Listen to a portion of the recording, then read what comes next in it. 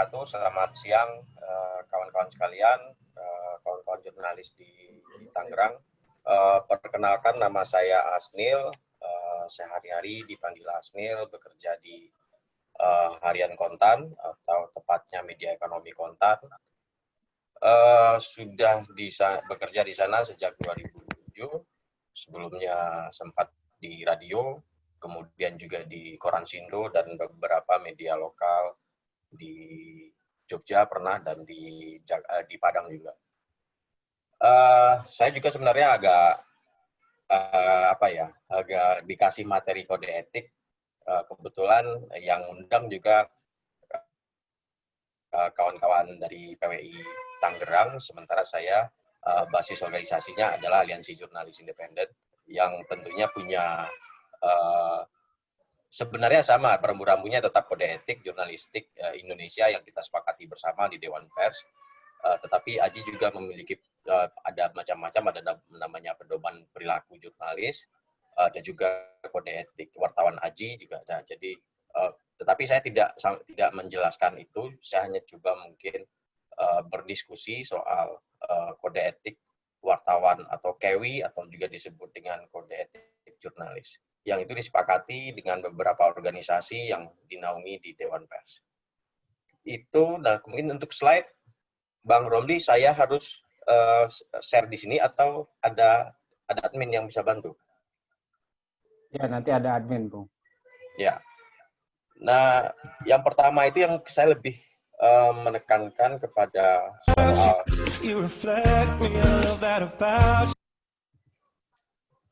ini. Ya. Saya lebih mencoba etika itu apa, gitu kan.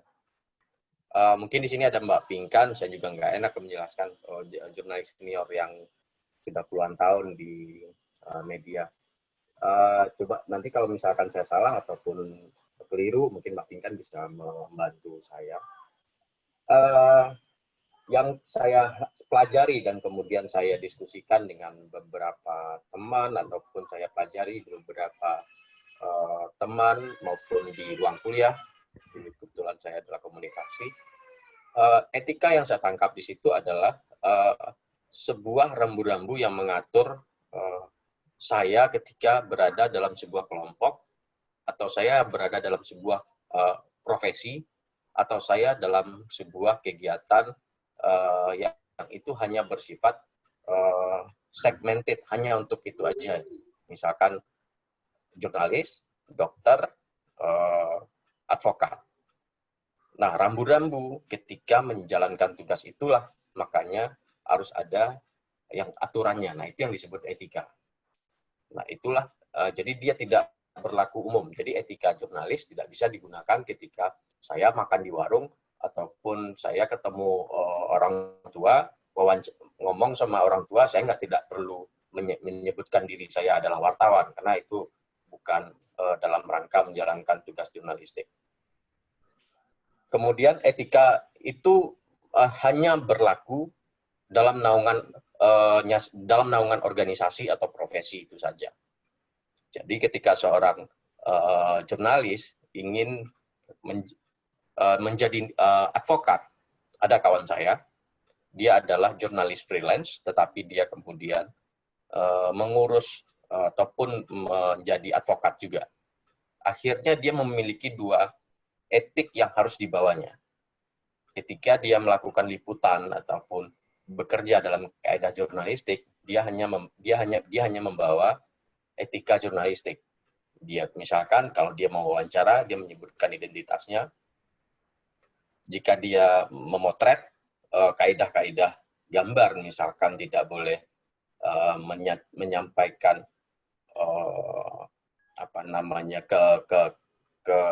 kebiadaban ataupun gambar yang berdarah-darah, itu dihindari, atau perempuan korban pemerkosaan itu juga tidak boleh. Nah, kode etik itu yang dipakai sama dia. Namun beda hal kemudian jika kemudian dia bekerja sebagai advokat. Kode etik jurnalistik tidak dia bawa, dia akan membawa kode etik advokatnya. Nah, ini makanya kita harus membedakan, kode etik itu tidak bisa kita bawa untuk kegiatan lain, hanya untuk kegiatan itu saja. Kalau kita jurnalis, ya kode etik hanya berlaku ketika kita menjalankan tugas jurnalisnya. Dan soal sanksi, ini membedakan etika dengan hukum. Hukum itu ada tegas dan dia diatur, ada sanksi yang kemudian jika melanggar ya kita harus dapat sanksi. Nah, sanksi itu harus tekstual dan jelaskan. Itu adalah hukum. Nah, etika itu lebih subjektif. Ada sanksi, tetapi itu biasanya sanksi moralitas. Tidak bersifat, tidak tegas. Misalkan, kalau kita misalkan salah dalam menyampaikan, salah mengutip nama orang misalkan, sanksi kita adalah reputasi kita di media akan turun atau mendapat peringatan dari organisasi profesi. Beda hal kemudian ketika kita salah membuat draft gugatan gitu kan. Kalau misalkan dia adalah advokat, ketika namanya salah dan yang digugat adalah namanya salah, dia bisa digugat balik. Artinya ada sanksi hukum yang bisa berhubungan dengan dia. Nah, artinya etika jurnalistik itu hanya akan mendapat sanksi dari kantornya. Misalkan kalau saya di Kontan, dulu pernah di kantor saya itu ada teman yang melakukan plagiat dan itu melanggar karena plagiat tidak boleh. Pertama dikomplain oleh narasumbernya, saya hanya wawancara untuk media A. Kenapa Kontan juga ikut nulis? Akhirnya diverifikasi oleh ombudsman-nya Kontan.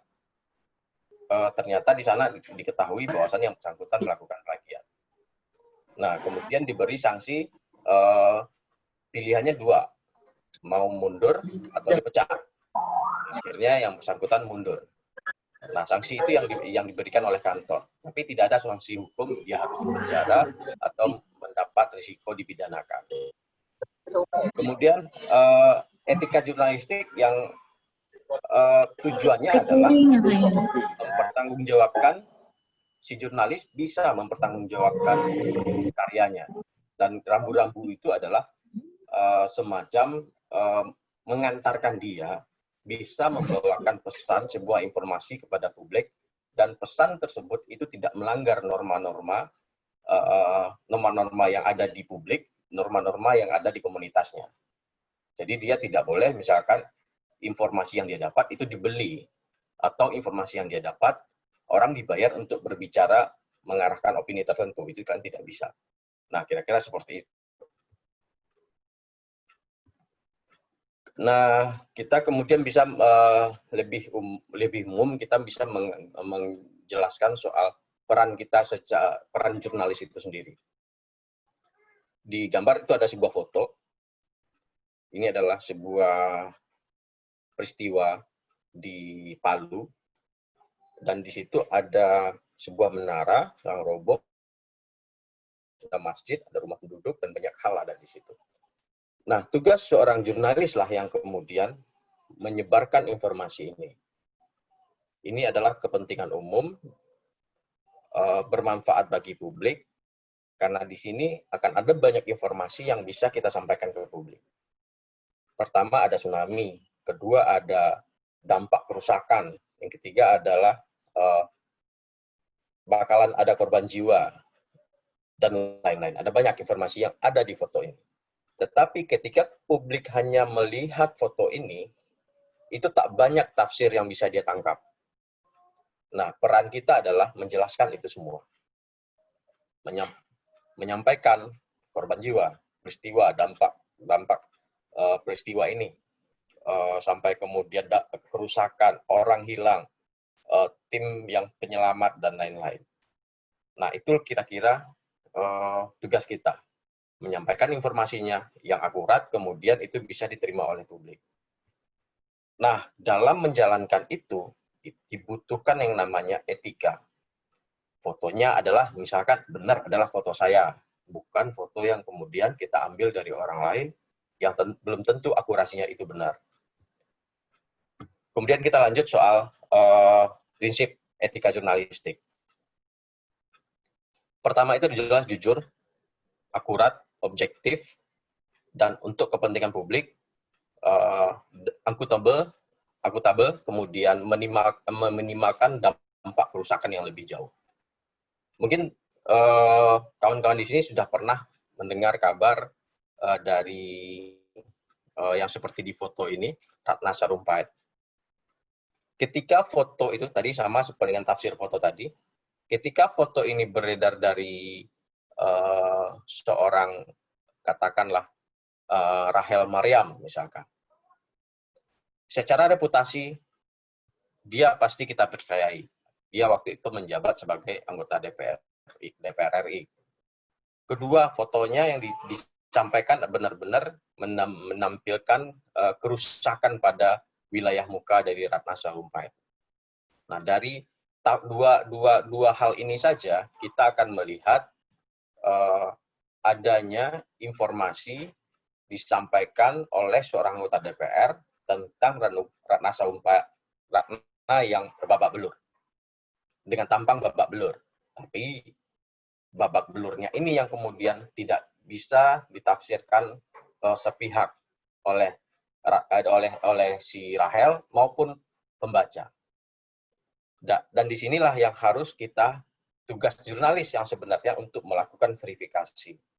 Tidak langsung mempercayai narasumbernya, walaupun narasumbernya itu memiliki kredibilitas, memiliki title, memiliki peran sebagai legislator, itu belum tentu informasi yang dia sampaikan itu jujur. Belum tentu informasi yang disampaikan itu akurat. Nah, dalam jurnalistik kita harus mengkritisi itu. Itu bagian dari etika jurnalistik. Semua yang disampaikan narasumber itu belum tentu benar.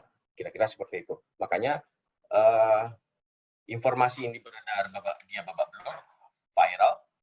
Baru kemudian ada Tompi yang meluruskan bahwasannya Ratna Sarumpait itu ciri-cirinya bukan babak belur, tapi itu dia operasi plastik.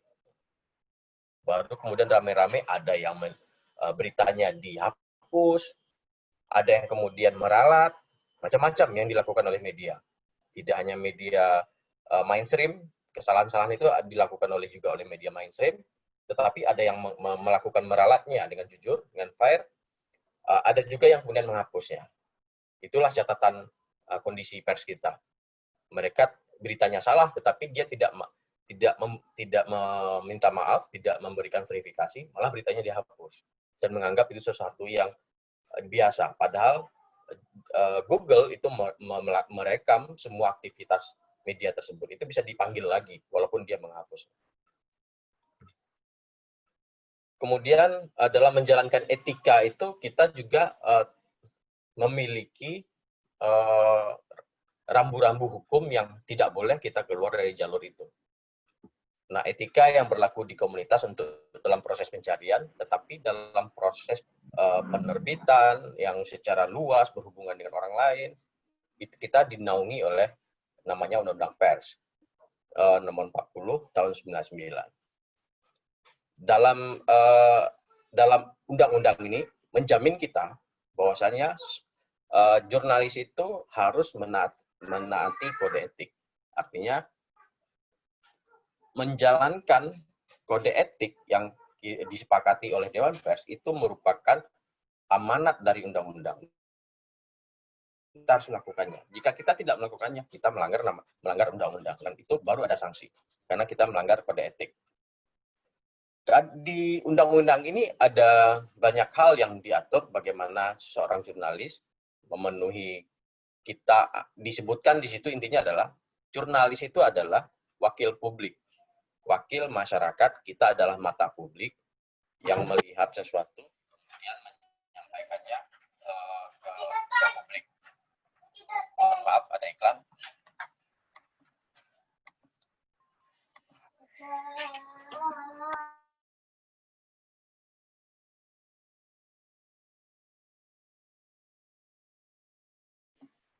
Mohon maaf sebentar ya, ada iklan.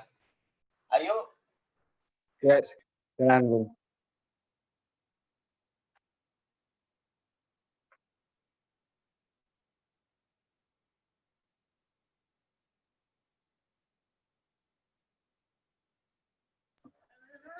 Mohon maaf, ada iklan dulu sebentar. Nah, balik lagi bahwasannya kita adalah wakil publik, kita harus menyampaikan pesan-pesan yang dibutuhkan oleh publik. Artinya prinsip-prinsip demokrasi, prinsip-prinsip hak azazi dari publik itu yang kemudian menjadi mesin semangat kita untuk bekerja. Mulai dari mengawasi dana publik, uang kita dibelanjakan di kemana oleh negara, negara melakukan berbuat apa untuk warga masyarakat. Nah, itu peran-peran itu yang kemudian diamanatkan kepada jurnalis dalam Undang-Undang Pers. Kemudian, nah kita bisa langsung masuk ke kode etik yang tadi kita bahas, yang kode etik wartawan Indonesia atau kode etik jurnalistik. Mungkin kita bicara soal kode etik, ini kan bicara soal morality, yang kadang-kadang ini hubungan, kalau udah moral itu hubungannya saya dengan Tuhan udah gitu. Ketika misalkan saya dalam kode etik jelas kita tidak boleh menerima amplop, tidak boleh menerima pemberian dari narasumber. Tapi kemudian, wah nggak ada orang gitu ya, sudah saya terima aja, nggak ada yang tahu gitu. Dan itu memang butuh sebuah integritas kepada kita bahwasanya jurnalis tidak menerima suap, tidak boleh menerima pemberian dari narasumber, itu tidak boleh. Nah, tapi karena merasa uang nggak ada yang lihat, ya udahlah ambil aja lah, masukin kantong. Nah, itu makanya tadi disebut ini sangat subjektif penilaiannya, morality, dan sangat rawan memang terjadi pelanggaran itu. Kemudian dalam kode etik itu yang pertama itu yang harus kita bawa adalah soal independensi, menghasilkan pemberitaan yang berimbang, akurat, dan yang paling penting adalah tidak ada etikat buruk di situ. Jadi ketika kita ingin menulis sesuatu, membahas sesuatu hal, kita tidak ada pendapat ataupun a priori dulu, wah ini memang kayaknya memang ada korupsi. Kita sudah beropini dulu, baru kemudian melakukan peliputan. Nah, kita sudah melihat, wah kayaknya memang dia korupsi nih, mobilnya baru, ininya. Nah, sepertinya kita sudah membawa misi itu dan ada prejudge di awal bahwasannya dia melakukan korupsi. Tanpa kemudian kita pegang data. Kecuali kemudian kita sudah mulai memunculkan hipotesa, tetapi berdasarkan dari data yang didapat. Misalkan memang ada travel check ataupun pemberian terhadap pejabat A yang kita peroleh. Nah, itu mungkin kita bisa melihat ada kemungkinan korupsi. Dan yang penting adalah tidak ada maksud apapun ketika kemudian kita ingin memberitakan sesuatu. Tidak ada etikat buruk. Kemudian yang kedua adalah menempuh cara-cara profesional dalam menjalankan tugas. Cara-cara profesional ini dalam arti tidak menggunakan, tidak melanggar norma hukum, tidak juga melanggar kaidah-kaidah yang ada yang kita pahami di Indonesia ataupun kaidah-kaidah normatif agama dan lain-lain. Misalkan kita mau wawancara di masjid gitu, kemudian kita memakai pakaian celana pendek masuk ke dalam masjid, misalkan itu akan mencederai rekan-rekan muslim. Dan begitu juga ketika kemudian kita wawancara di gereja misalkan, dan tidak mengindahkan pakaian dan lain-lain. Nah, kaidah-kaidah itu harus dihormati, dan cara-cara profesional itu adalah bagaimana kita mendapatkan informasi itu clear dari masalah hukum dan clear dari norma-norma yang ada di masyarakat. Kemudian pasal 3, selalu menguji informasi. Tadi kita bisa lihat tweet dari Rahel Maryam tentang Ratna Sarumpait. Seolah-olah itu informasinya si Ratna ini adalah kena gebuk ataupun kena pukul. Dan waktu itu kita tahu Ratna adalah kelompok kampret atau pendukung Prabowo, begitu juga dengan Rahel Maryam, dan ini digiling seolah-olah ada ketidaksenangan kelompok Jokowi terhadap kelompok Prabowo. Dan informasi ini viral menjadi dari tangan ke-1 sampai tangan ke-7, informasinya bertambah banyak. Jika di tangan pertama hanya digebuk, di tangan kedua ditambahin lagi, yang gebuk adalah kelompok Jokowi katanya. Tangan ketiga ditambahin lagi, terus sampai kemudian hoax itu semakin diproduksi semakin masif. Tapi pada kenyataannya tidak seperti itu setelah ada pembuktian dan lain-lain. Sampai kemudian Polri melakukan identifikasi terhadap metode triangulasi di ponselnya, dicek benar nggak si Ratna Sarumpait ini berada di rumah sakit yang disebutkan itu dan terkena gebuk massa, pernah nggak dia di sana? Dan ketika dicek tidak benar, bahwasanya dalam rentang waktu tersebut frekuensi handphone Ratna tidak di Bandung, tetapi ada di rumah sakit. Dari situlah kemudian diaudit lagi, ternyata akhirnya sampai dia membuat pengakuan. Dan pengujian informasi ini memang harus tidak bisa langsung begitu saja, terutama media online misalkan. Ini kerap kali ini terkendala, informasi pertama masih sumir, beritanya langsung naik. Informasi kedua agak jernih, beritanya naik lagi informasi kedua. Nah, ini untuk yang perlu dihati-hati oleh media online, karena untuk menguji informasi itu memang terus-menerus dilakukan.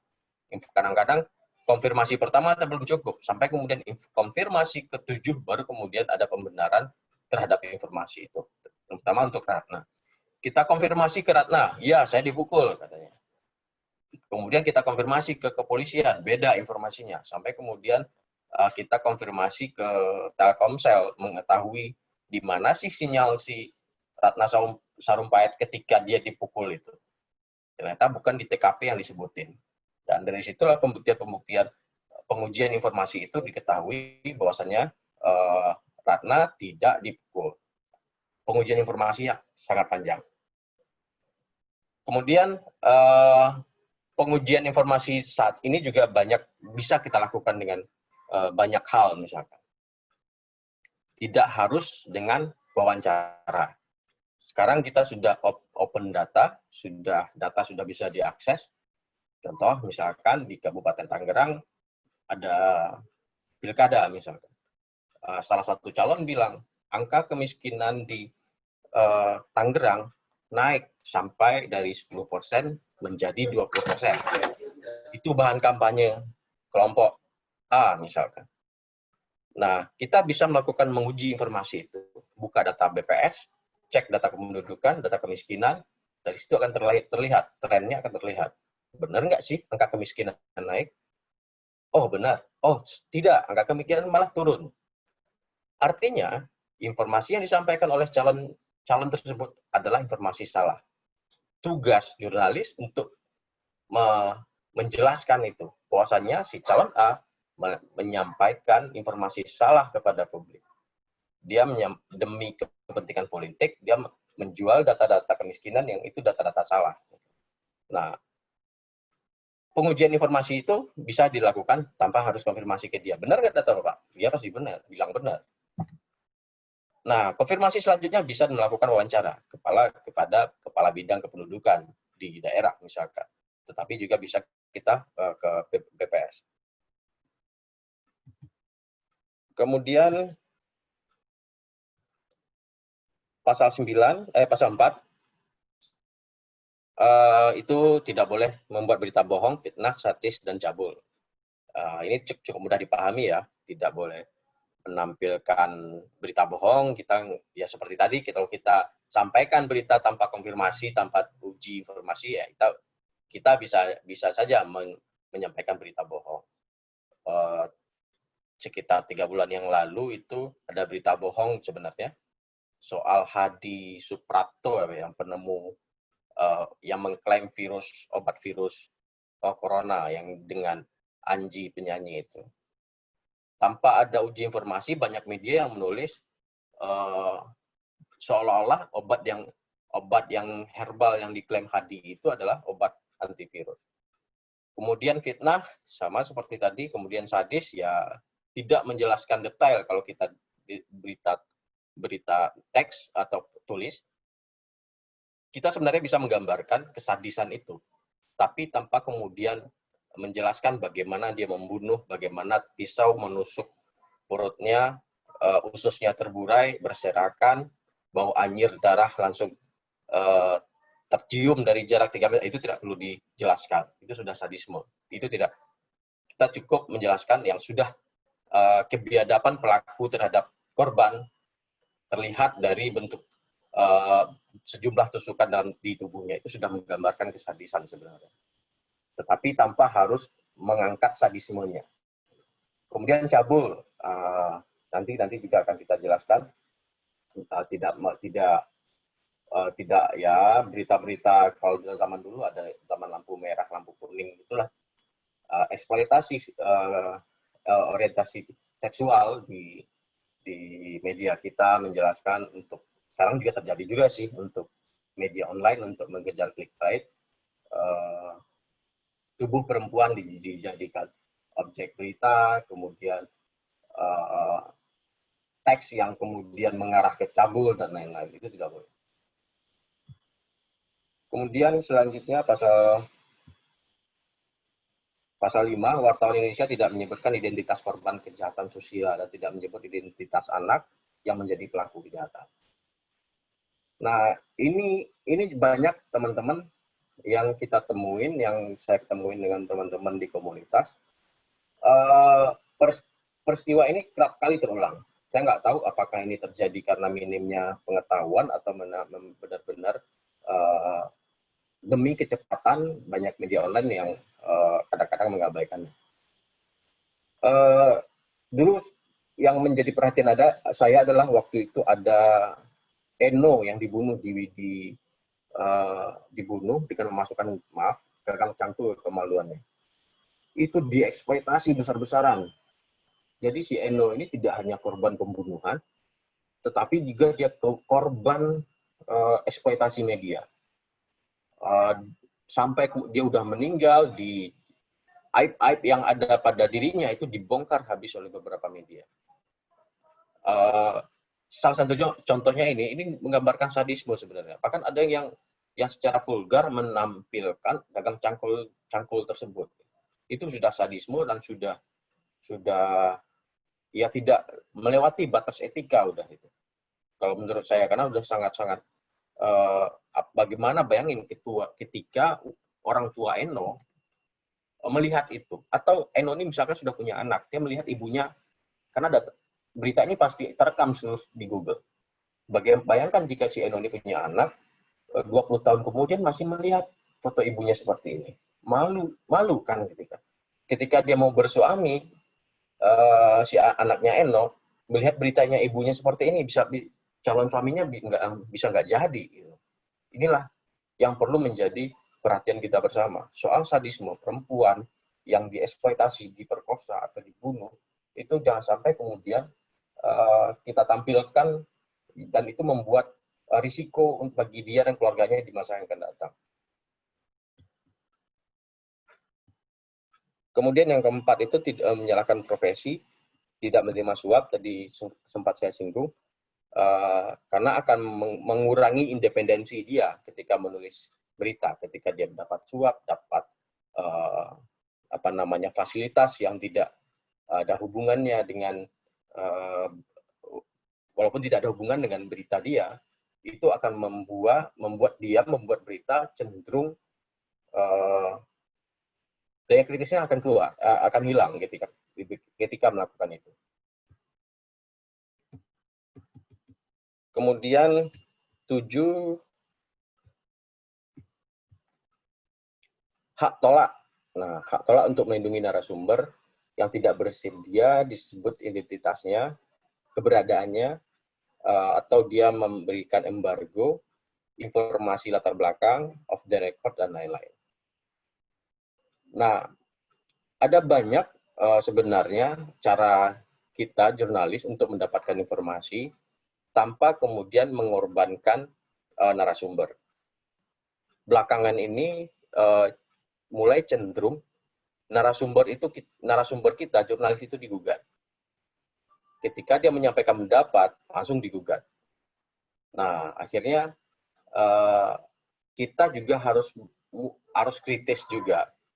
Di mana titik lemah narasumber ketika menyampaikan informasi, jangan sampai dia digugat. Ini juga harus menjadi perhatian. Kemudian soal embargo ataupun identitas yang disamarkan. Ini juga penting, terutama terkait dengan kasus korupsi, kasus yang berkaitan dengan keselamatan dia karena membongkar sebuah skandal, aib, dan lain-lain. Itu juga harus penting kita jaga. Jangan sampai kemudian ketika dia bilang, jangan tulis nama saya karena ini berkaitan dengan keselamatan saya. Maka kita memiliki hak tolak ketika dipanggil ke pengadilan, misalkan kasusnya berjalan.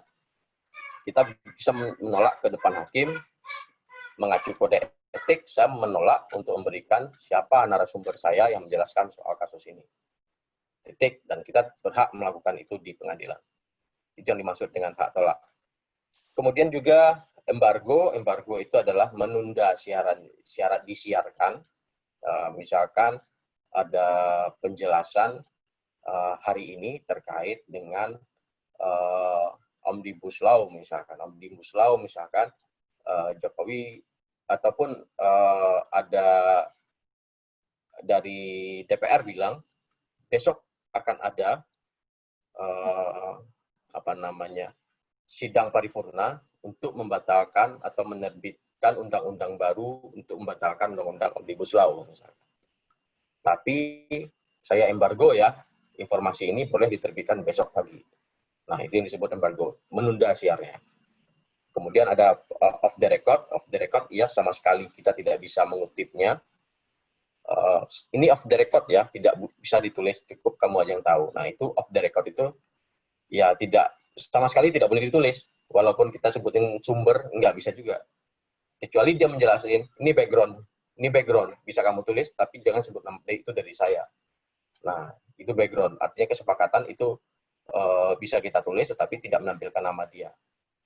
Nah, kalau udah off the record, dia bilang, ya udah nggak sama sekali kita nggak bisa tulis, tetapi ini bisa disesati, kita mencari narasumber lain. Kemudian pasal 8 itu adalah SARA, kita tidak boleh melakukan diskriminasi suku, ras, warna kulit, agama, jenis kelamin, bahasa, miskin, kaya, cacat, dan lain-lain. Nah, ini juga kerap jadi komoditas, terutama di media online, dan sangat-sangat riskan melanggar kode etik ini. Pertama adalah soal agama. Kadang-kadang kita selalu mengeksploitasi si A pindah agama ini, gitu kan. Itu satu informasi bisa dipecah 10 beritanya. Yaitu hak dia. Ketika dia mau pindah agama, mau sehari 5 kali pindahnya, ya itu hak dia. Tidak harus kita beritakan juga. Gitu. Apalagi dia bukan tokoh publik juga bukan. Dia hanya, maksudnya dia bukan pejabat, mau pindah agama ya terserah dia. Dan tidak penting untuk kita beritakan, kecuali dia pejabat. Pejabat karena dia memakai duit publik, artinya publik tak harus tahu apa yang dia lakukan. Kemudian yang ini juga menjelaskan soal berita soal mungkin Ahmadiyah, misalnya kita kerap kali menemukan kantor atau tempat ibadah Ahmadiyah diserang. Nah, ketika tempat ibadah Ahmadiyah diserang, kita juga memberikan porsi yang lebih besar kepada penyerang. Nah, ini juga kita juga melakukan kesalahan karena ini adalah sebuah pelanggaran gitu. Ketika rumah ibadah diserang, mau ibadah siapapun gitu, mau Muslim, mau Nasrani ataupun wihara dan lain-lain, itu diserang, itu sudah pelanggaran gitu. Nah, kerap kali kita tidak berpijak pada situ. Kadang-kadang kita berpijak pada posisi penyerang, seolah apa yang dilakukan adalah benar. Nah, ini yang kita sudah melakukan pelanggaran diskriminasi kepada kelompok yang diserang. Apakah Ahmadiyah, atau umat Katolik, atau Protestan, kita diskriminasi. Karena kita berpijak kepada kacamata penyerang. Nah, ini yang harus kita posisikan bahwasanya ketika ada penyerangan itu, artinya ada pelanggaran di situ. Penyerang tidak boleh kita posisikan sebagai ini sebagai sebuah peristiwa biasa. Orang beragama itu adalah hak asasi manusia. Ini adalah pelanggaran HAM berat. Kemudian jika kemudian karena hak keyakinan itu diakui di artikel HAM. Tapi banyak dari media kita itu kemudian mengambil jalan damai, nah, sebenarnya secara tidak langsung kita melakukan diskriminasi. Kemudian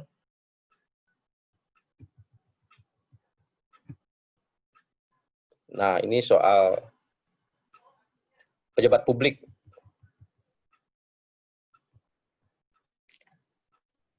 Nah, pasal 9 itu adalah kita menghormati hak narasumber tentang kehidupan pribadinya, kecuali untuk kepentingan publik.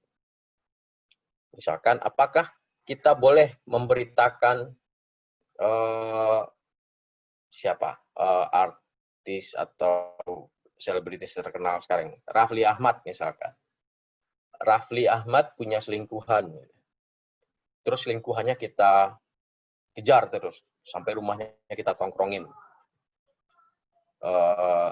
kita tanya terus ke tetangganya, diberitakan bahwasanya dia adalah selingkuhan. Itu dalam kode etik itu melanggar hak narasumber, kehidupan pribadinya itu harus dilindungi oleh kode etik jurnalistik. Kita tidak bisa mengeksploitasi selingkuhan Rafli Ahmad itu. Gitu. Kita jelasin di mana rumahnya, terus orang tuanya siapa, diberitakan, terus dia bermain dengan siapa. Ini banyak sekali dilakukan oleh media kita. Padahal itu jelas itu melanggar, karena dia bukan siapa-siapa. Dia memang publik figur. Tenar karena Rafli Ahmad adalah banyak siaran di televisi. Tetapi tidak ada kepentingan publik yang dibawa dia. Kenapa? Dia tidak pakai dana APBN. Dia tidak pakai dana APBD ketika dia bersiaran atau main film atau ikut MC ataupun jadi presenter. Dia tidak pakai dana publik. Makanya yang bisa kita bongkar pribadinya, kehidupan pribadinya adalah pejabat publik. Terutama pejabat publik yang memakai anggaran APBD, APBN. Makanya waktu itu yang di foto ini ada Presiden PKS yang kemudian waktu itu diketahui punya perempuan dan kemudian ramai diberitakan oleh media. Itu sah. Kenapa? Presiden PKS ini anggota DPR waktu itu. Dia memakai dana publik, dia digaji oleh publik, difasilitasi oleh publik. Mobil yang digunakan dia untuk cem-cemannya ini adalah mobil yang dibelikan oleh rakyat. Jadi wajar, rakyat harus tahu siapa yang naik mobil dia. Makanya ketika itu dilakukan oleh pejabat publik berhak tahu, dan kita berhak untuk membongkarnya.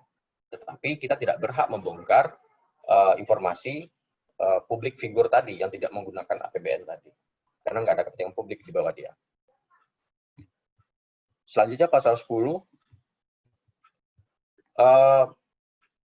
wartawan Indonesia segera mencabut, meralat, memperbaiki berita yang keliru, tidak akurat, yang disertai dengan permintaan maaf ke pembaca, pendengar, atau pemirsa.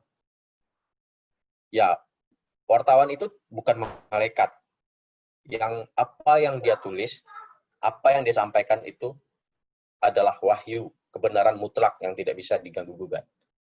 Wartawan ini adalah manusia biasa, punya potensi besar untuk salah, punya potensi besar menyampaikan kabar yang nggak benar, menyampaikan informasi yang tidak valid, dan lain-lain. Artinya, kita harus memiliki prosedur dalam memperbaiki kesalahan informasi yang telah kita sampaikan. Mulai dari informasi meralat, kemudian keliru, sampai mencabut. Untuk mencabut berita ini juga ada aturannya. Kalau misalkan di online, itu ada diatur dalam kode etik media siber, itu diatur. Kemudian untuk ralat, itu bisa kita tampilkan, kalau itu cetak, besoknya kita sampaikan ralatnya. Terus permintaan maaf jika itu memang di luar batas informasinya itu benar-benar salahnya kelewatan. Kecuali kemudian ralat nama, sekedar ralat jabatan misalkan, itu masih oke lah. Kemudian kita menjelaskan ada kesalahan, tetapi permintaan maaf tetap harus kita lakukan. Begitu juga dengan televisi, juga harus memberikan kesempatan itu. Biasanya beritanya ditayangkan ulang, kemudian dijelaskan ada kesalahan pada menit kemudian sekian dan lain-lain. Kemudian wartawan Indonesia melayani hak jawab, hak koreksi secara proporsional. Di sini ada dari yang saya tampilkan ini dari Seputar Indonesia waktu 2011 hak jawab yang disampaikan dijelaskan di halaman tersebut di mana berita itu dibikin. Nah, proporsional itu sesuai dengan porsinya. Jadi tidak memberikan hak jawab yang kemudian kadang-kadang hanya kecil di belakang gitu kan. Nah, kalau kemudian porsi pemberitaannya besar, headline, dan itu salah. Proporsi hak jawabnya juga harus dijelaskan pada tempat tersebut. Jika kemudian ada di halaman 13, proporsinya ada di halaman itu. Hak jawabnya kemudian dijelaskan di situ. Nah, kalau kemudian itu hanya yang misalkan kesalahan nama jabatan, itu oke lah bisa dimasukkan ke kolom pembaca. Tapi kemudian kesalahannya sangat besar karena memang seluruh berita yang salah, misalkan, ya proporsinya harus di halaman yang salah tersebut. Dan ini telah dilakukan oleh beberapa media. Jika enggak, ya udah siap-siaplah beradu argumen di Dewan Pers. Nah, bagaimana jika melanggar? Ya, itu siap-siaplah adu argumen di Dewan Pers, kita dipanggil, minta penjelasan, biasanya diikuti keterangan pemanggilan saksi dan lain-lain. Ya, ketika di Dewan Pers kita akan berhadapan akan terjadi tripartit, ada penggugat, ada Dewan Pers, dan ada perwakilan dari medianya. Kemudian juga sanksi yang diberlakukan itu bisa sanksi dari Dewan Pers, kemudian juga bisa sanksi dari organisasi, bisa juga sanksi dari media itu sendiri. Dulu itu pernah wartawan Kompas yang dipecat karena melanggar kode etik terlibat dalam jual beli saham KS. Dan ini juga menjadi catatan dalam catatan kita, bahwasanya ini yang diumumkan. Sebenarnya banyak kasus pemecatan wartawan yang tidak diumumkan. Karena apa? Melanggar kode etik tadi. Ini kemudian ramai karena wartawan Kompas yang dipecat ini terlibat dalam permainan listing perusahaan Krakatau Steel waktu itu, 2009 atau 2010. 2010 kalau nggak salah. Itu saja sebagai awalan. Mungkin selanjutnya kita bisa diskusi. Jika ada saya salah, bisa dikoreksi, atau ada informasi yang terlewat. Monggo, saya serahkan kembali ke Bang Komli dan kawan-kawan sekalian. Oke, terima kasih Bung Asnil atas presentasi materinya. Luar biasa sekali ya, banyak pengetahuan baru yang bisa didapatkan oleh teman-teman peserta pelatihan. Mungkin ada tambahan dari Mbak Pinkan nih. Mbak Pinkan silahkan dari mungkin pengalaman Mbak Pinkan soal kode etik jurnalistik ini. Siapa tahu teman-teman dulu ada yang ingin bertanya ya ke Bang Asril. Ya. Oke, Asnil baik. gitu, iya. Saya punya cerita juga soal kode etik, tapi nanti aja ya Bang ya. Oke, baik. Mungkin teman-teman yang lain, silahkan pada Bapak dan Ibu peserta pelatihan ingin mengeksplor lebih dalam terkait dengan kode etik. Mungkin ini pengetahuan baru buat Bapak dan Ibu. Banyak hal yang sebenarnya jadi wartawan itu tidak terlepas dari yang namanya kode etik ini. Ini adalah semacam panduan atau pegangan dasar ketika melahirkan sebuah karya jurnalistik.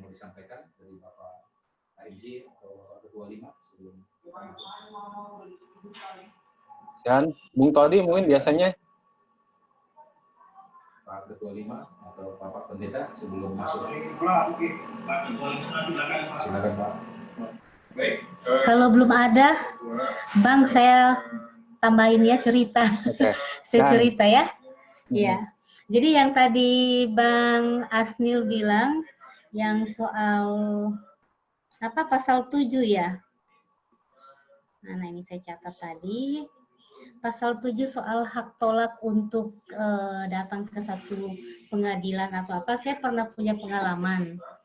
Jadi ketika itu saya liputan dengan beberapa wartawan ke negeri Cina dengan salah satu BUMN BUMN ke Cina. Nah, kami itu pergi, ternyata direkturnya itu terkena kasus untuk proyek itu tersebut. Nah, kami kan termasuk saya itu termasuk salah satu saksi. Nah, kebetulan pada saat persidangan, mereka udah bilang, di kantor kebetulan yang bilang, kan ini ada undangan, katanya harus menjadi saksi, tapi ada hak dari wartawan untuk menolak tidak datang, jadi nggak usah datang, katanya begitu. Itu salah satu pengalaman saya, jadi saya nggak datang. Jadi kalau gimana dong kalau nantinya saya bilang, oh saya warga negara kok tidak menggunakan kewajiban saya sebagai warga negara gitu kan. Dia bilang tenang aja, kalaupun nanti ada apa-apa, nanti kan ada pengacara dari kantor, katanya begitu dulu ceritanya. Jadi saya nggak datang ke acara itu, ke pengadilan itu, dan sudah lewat aja, kata kantor nggak apa-apa karena pers juga itu punya hak tadi kan, hak untuk menolak datang itu. Baru yang kedua soal berita, saya tuh pernah satu kali makanya saya mau ingatkan ke teman-teman hati-hati dalam membuat berita. Tadinya ketika ini kasusnya yang ini pembangunan Pasar Tanah Abang Blok B. Pasar Tanah Abang Blok B. Saya waktu itu ketemu dengan salah satu pengembang. Saya di situ dipertemukan sama senior Kompas yang juga dia sangat dekat dengan salah satu pengembang itu. Yang pengembang itu dia mempertemukan saya dengan yang pengembang tersebut. Nah, nggak tahu apa sekarang masih anggota DPD ya. Nah, sudah.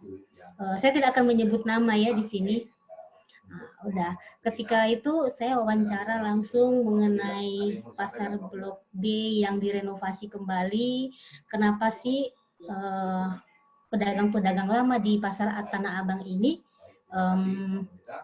tidak diprioritaskan? Katanya kan mereka perlu diprioritaskan untuk menempati tempat yang baru. Ternyata dijual kepada pedagang-pedagang yang baru sudah.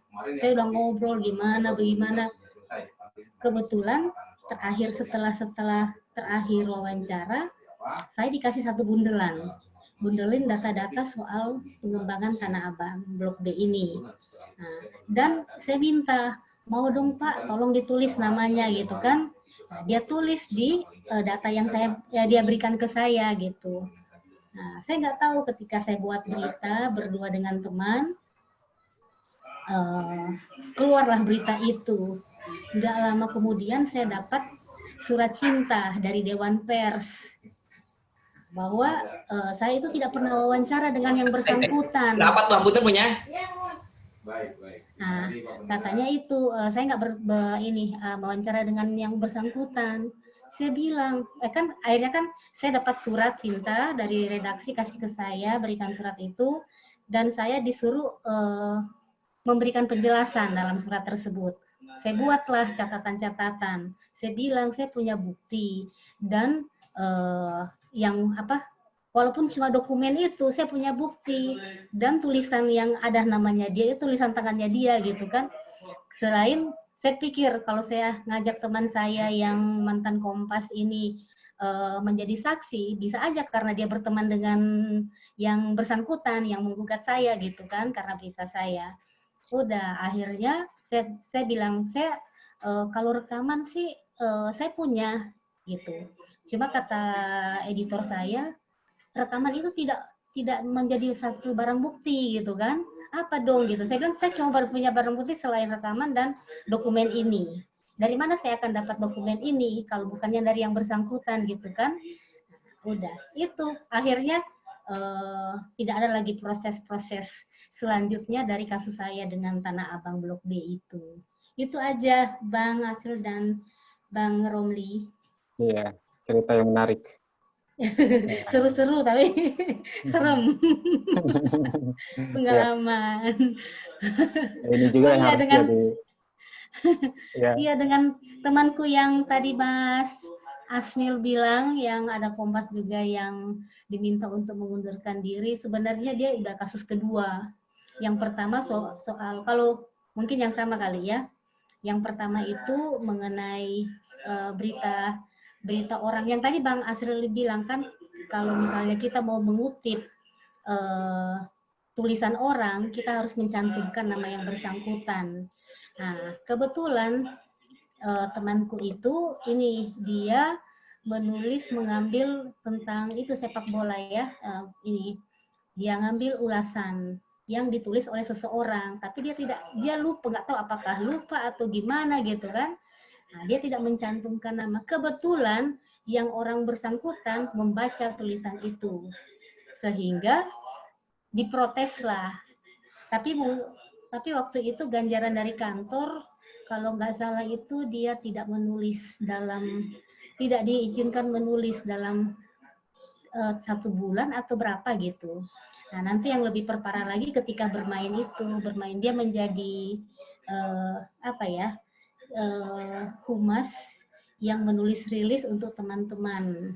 Gitu. Ada juga nggak tahu kalau sama kasusnya itu atau yang lain gitu ya. Teman saya begitu sampai disuruh memilih mengundurkan diri atau dipecat secara tidak hormat. Ya mengundurkan diri. Itu Bang. Terima kasih Mbak Pinkan. Ya, Bang Asnil, ini banyak juga sekarang di media daring kita ini fenomena plagiat ya, plagiarisme karya jurnalistik, foto maupun teks gitu kan, sering sekali berita satu media itu di copy paste lah istilahnya oleh media lain tanpa konfirmasi ke wartawan atau media yang bersangkutan. Ini yang fenomena yang sering kami temui. Terus yang kedua, sedang juga ada diskusi menarik, itu setelah kemarin beberapa rekan dari luar daerah bertemu dengan Dewan Pers.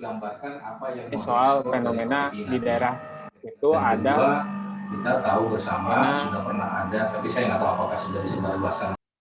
Fenomena yang namanya wartawan merangkap LSM atau pegiat sosial. Nah, di daerah saya sendiri di sini di wilayah Banten itu banyak terjadi ya, di mana wartawan memiliki 2 kartu identitas, satu sebagai insan pers, yang kedua sebagai bagian dari salah satu lembaga swadaya masyarakat. Nah, ini yang kadang-kadang jadi keresahan karena kembali lagi dalam tanda kutip ya, mereka menggunakan itu untuk tindakan-tindakan yang kurang baik, sehingga banyak komplain dari para kepala sekolah misalkan, atau mereka yang merasa dirugikan. Nah, Bung Hasil bagaimana? Soalnya tadi ada contoh kasus seorang wartawan merangkap sebagai advokat gitu kan, tapi dia tetap dalam ranah etiknya itu baik gitu kan. di satu sisi beliau menjalankan profesi sebagai advokat tunduk dan patuh pada kode etik advokat, tapi ketika melepas posisi advokat kemudian berprofesi sebagai wartawan, beliau sendiri patuh pada kode etik jurnalistik. Nah, cuman contoh kasus yang saya sebutkan di awal tadi, justru kedua-duanya ini, kasus-kasus di daerah ini yang saya amati, kode etik jurnalistik mereka juga mungkin tidak terlalu dikedepankan. Kode etik sebagai pegiat sosial atau pegiat LSM pun mereka tidak kedepankan, dan itu akhirnya menjadi sebuah polemik gitu kan. Nah, bagaimana menurut Bung Hasil terhadap fenomena demikian? Ya, terima kasih Bang Romli. Memang kalau kita mengacu kode etik, hal pertama yang perlu kita ingat dalam kode etik adalah jujur, itikat baik, dan bertanggung jawab. Artinya bertanggung jawab itu tidak hanya secara penyampaian, tetapi juga secara moral, secara keyakinan. Kita harus juga bisa mempertanggungjawabkan itu. Jangan sampai kemudian berita yang kita tulis itu hanya tujuannya adalah untuk memeras, gitu kan. Terkait dengan double gardan yang dilakukan oleh banyak wartawan, itu memang ya fenomena yang real memang kita hadapi di Indonesia saat ini. Tidak hanya di Tangerang, di Jakarta juga banyak, di daerah-daerah lain juga banyak. Kadang-kadang mereka hanya, teman-teman ini hanya menerbitkan berita sekali seminggu aja, bikin tabloid, kemudian mendatangin kepala dinas, kepala guru-guru, kepala sekolah, dengan maksud mencari informasi yang tujuannya adalah minta duit atau minta amplop dan lain-lain. Itu mungkin keresahan publik yang dirasakan dan sering juga kita terima kondisi itu. Secara kode etik ya tidak ada kode etik kita yang membenarkan itu. Untuk melakoni 2 profesi, 3 profesi sekalipun dalam kode etik kita itu tidak diatur. Artinya itu sah kita lakukan, tetapi harus mengacu kepada ketika kita menjalankan tugas jurnalis, ya kita harus menjadi seorang jurnalis dengan kode etiknya tadi, jujur, etikat baik, bertanggung jawab, tidak terima amplop, tidak memeras, tidak minta duit, dan lain-lain. Itu harus kita jalankan. Walaupun misalkan kayak misalkan saya selain jadi wartawan, saya juga seorang usaha UKM, misalkan jual kopi atau jual keripik misalkan. Artinya saya juga selain jurnalis, tetapi juga wira swasta ataupun entrepreneurship gitu kan. Itu bisa saja dilakukan. Begitu juga kemudian banyak juga teman saya misalkan dia wartawan, tetapi dia juga seorang peternak. Di rumah dia memiliki peternakan, tapi di sisi lain dia juga melakukan tugas jurnalistik untuk meliputan dan yang lain. Artinya tidak ada yang salah ketika seorang jurnalis punya profesi lain. Tetapi apakah profesi yang dijalankan itu sesuai dengan kode etik masing-masing profesi itu atau tidak? Kalau ketika dia menjalankan menjalankan profesi jurnalis, dia harus taat kepada kode etik. Mungkin seperti itu sih, Bang. Iya, terima kasih Bung Hasil. Mungkin teman-teman yang lain ada yang punya pertanyaan untuk narasumber kita? Izin Bang, mau tanya Bang. Ya, silahkan Bung Sayuti. Ya, Assalamualaikum warahmatullahi wabarakatuh. Waalaikumsalam. Ya, kenalkan nama saya Sayuti dari Tangerang, Bang. Bang, aku mau tanya gini, Bang. Ini kan kode etik ini kan seringkali berbenturan dengan keadaan sosial yang berbeda-beda, Bang ya. Misalnya kedewasaan pejabat yang berhadapan dengan media massa itu kan berbeda-beda, Bang. Misalnya ada yang apalah itulah, tingkatan berbeda-beda. Nah, saya mau tanya tentang framing, Bang. Framing, misalnya framing media, framing berita nih, misalnya kita rilis atau mendapatkan informasi, mereka pengen tahu apa yang kita tulis gitu, Bang. pengen ya sesuai dengan apa sih disetir oleh dia seperti itu. Kadang-kadang sih kalau saya lihat sih banyak yang mungkin media maupun pejabat yang melakukan itu Bang, pengen ngedrive apa yang kita tulis, pengen apalah seperti itu, mengatur lah gimana munculnya atau seperti itu. Misalnya kita datang ke sebuah acara yang berkaitan dengan pejabat seperti itu. Mungkin itu aja sih Bang yang mau ditanya. Assalamualaikum warahmatullahi wabarakatuh. Waalaikumsalam warahmatullahi wabarakatuh. Boleh langsung Bang.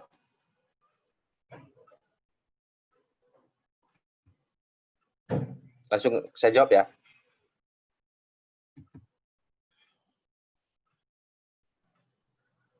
Ya, langsung aja. Iya, terima kasih Bang Sayuti. Memang ketika jurnalis dalam menjalankan tugasnya, yang paling berat untuk dihadapin di lapangan itu adalah salah satunya bertemu dengan narasumber yang semua pernyataannya ingin kita tulis. Dan tentunya dia tentu berharap yang baik-baiknya aja, yang jelek-jeleknya enggak. Pasti itu semua, hampir rata-rata semua narasumber menginginkan hal itu. Kalau saya sih iyain aja, ya Pak, nanti pengalaman jadi wartawan ya Pak, nanti akan saya usahakan tulis. Tapi saya nggak bisa berjanji karena nanti kan ada editor di kantor saya. Ya, dalihnya pasti itu, pasti editor. Walaupun kemudian saya yang nulis semuanya gitu kan, hasilnya keluar seperti itu. Besok dia tanya lagi, Mas kok begini? Waduh, saya nggak tahu Pak. Ini itu editor kemarin saya tulis, tapi editor malah perubahannya kayak gini. Mungkin kantor redaksi yang ngerubah kali Pak. Ya alasannya mencari alasan seperti itulah supaya karena ini menjaga hubungan kita dengan narasumber juga. Kita bilang aja kita sudah berusaha, tetapi hasilnya seperti itu.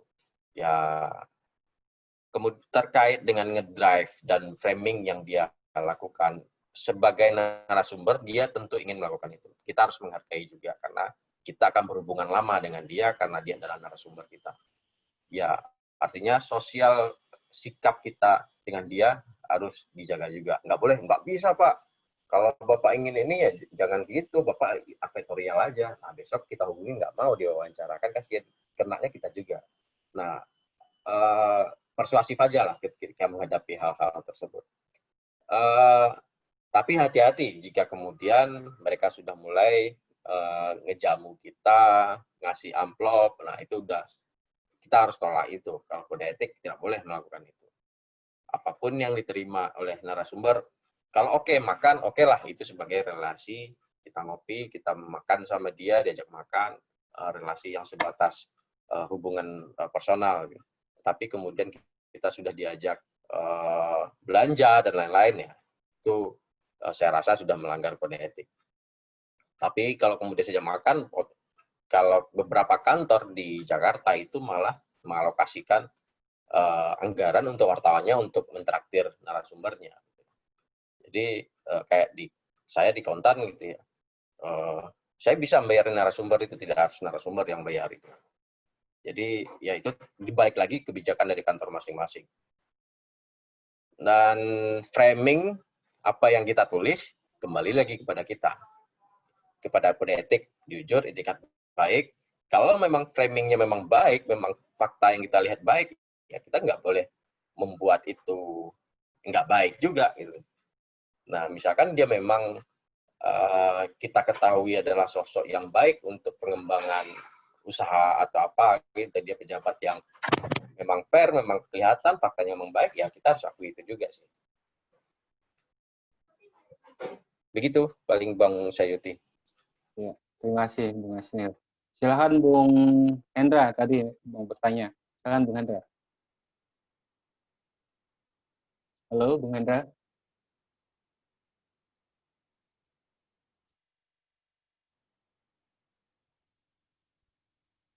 Ya. Atau Pak Tony dulu, silakan Pak Tony.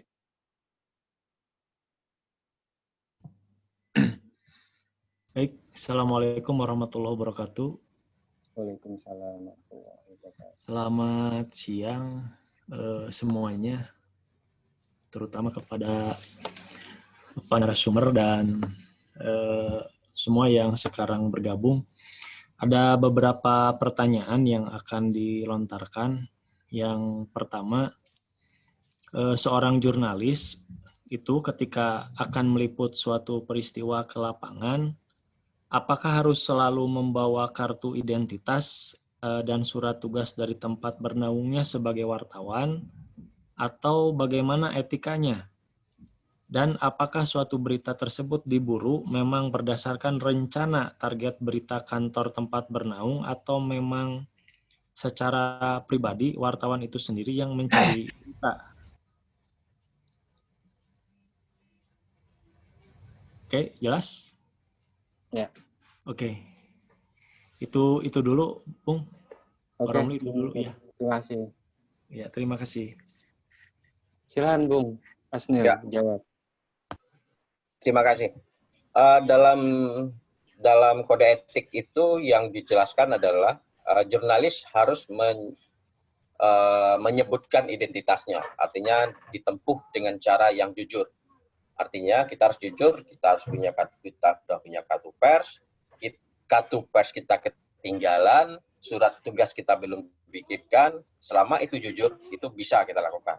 Jadi ketika misalkan saya mau liputan, wah kartu pers saya tinggal di rumah, bukan berarti saya tidak bisa liputan. Karena masalahnya adalah kartu pers saya ketinggalan aja, saya manusia juga punya, bisa lupa, bisa tercicil. Pernah juga kartu pers saya hilang. Ketika saya liputan waktu itu liputan tsunami di Mentawai, saya liputan ke sana, pas balik kartu pers saya udah nggak ada.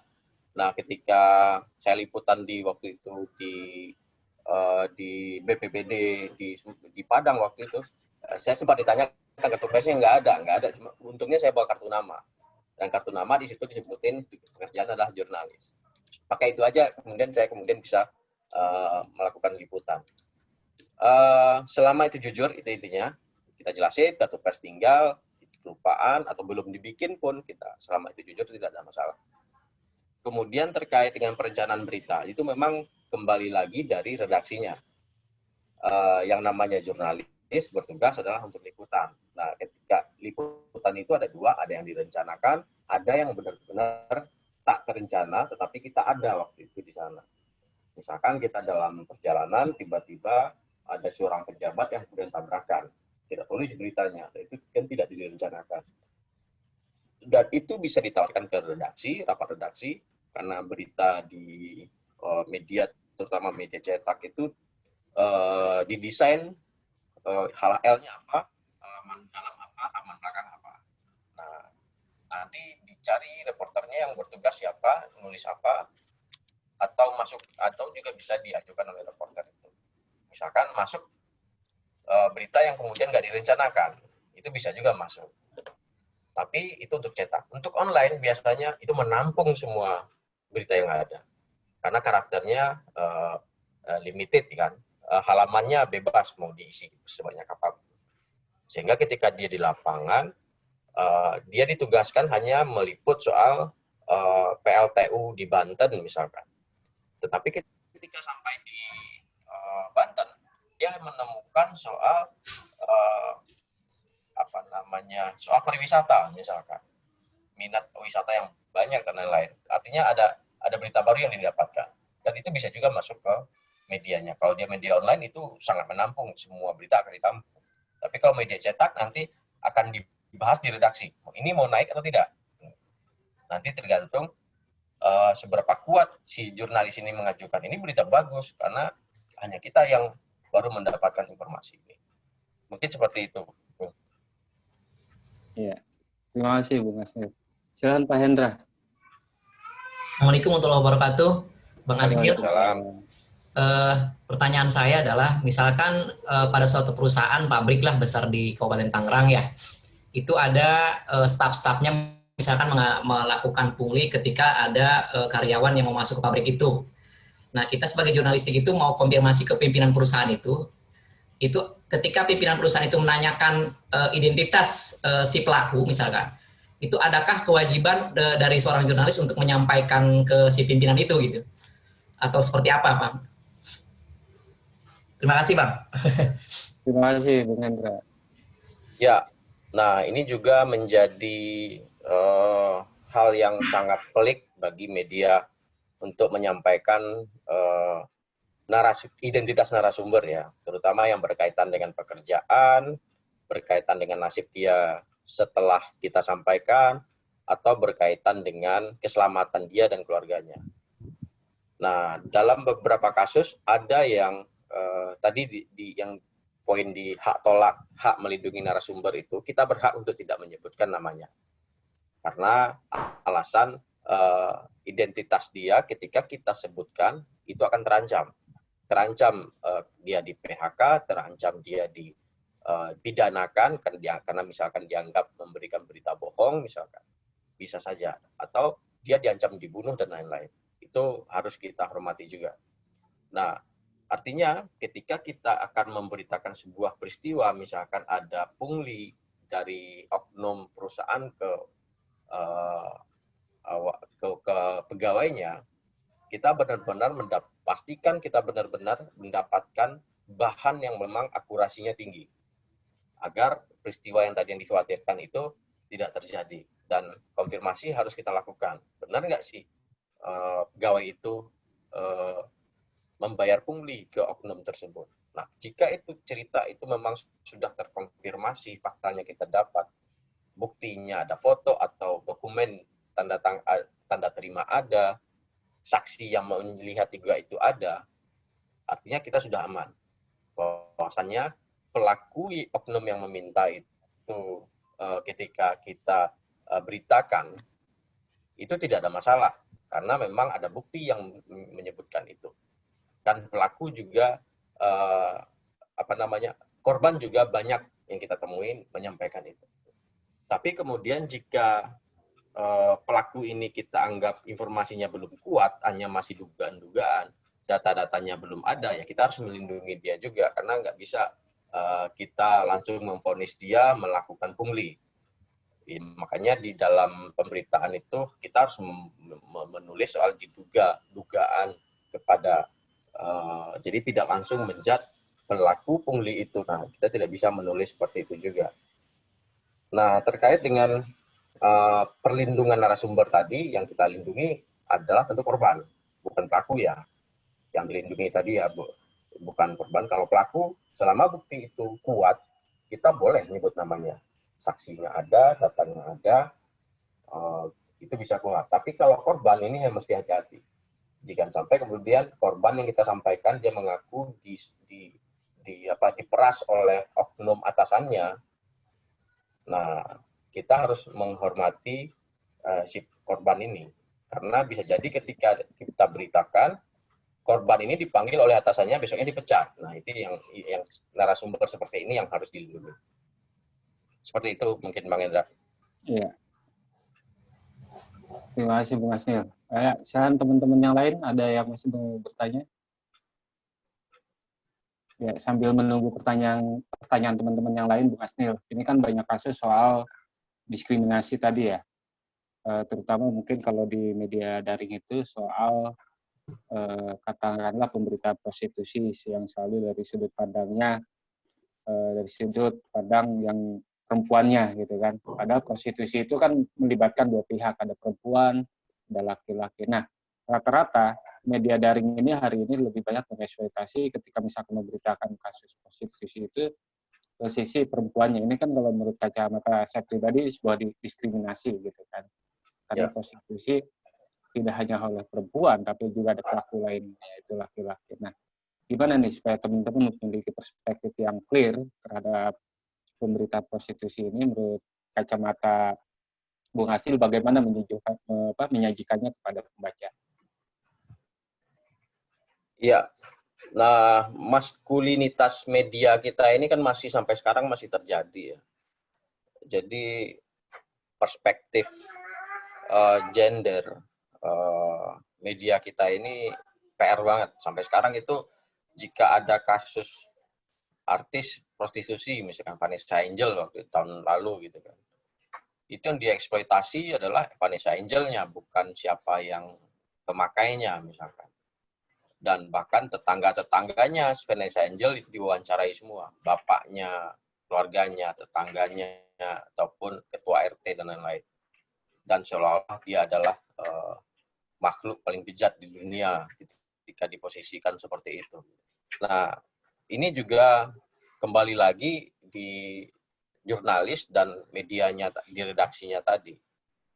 Namun, atas nama clickbait, banyak media yang melanggar ini. Clickbait itu ya anggaplah atas nama duit lah, gitu ya. Karena semakin banyak klik, medianya akan semakin banyak dapat duit. Atas nama duit, kemudian rambu-rambu ini dilanggar semua. Nah, itu kenyataan yang terjadi. Nah, apakah Dewan Pers punya sikap soal ini? Ya, beberapa sih disikapi, tapi beberapa juga tidak disikapi juga.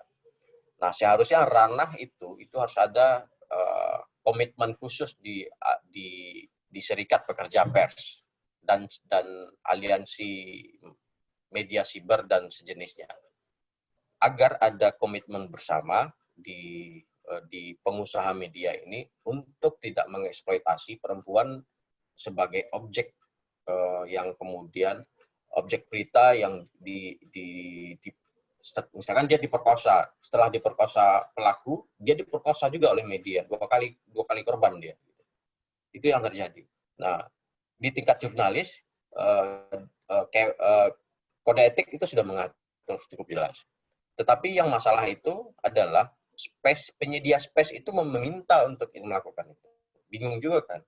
Misalkan kayak saya ada misalkan reporter gitu ya. Ketika Pemret sudah memerintahkan saya untuk tetap naikkan gitu, saya harus bagaimana?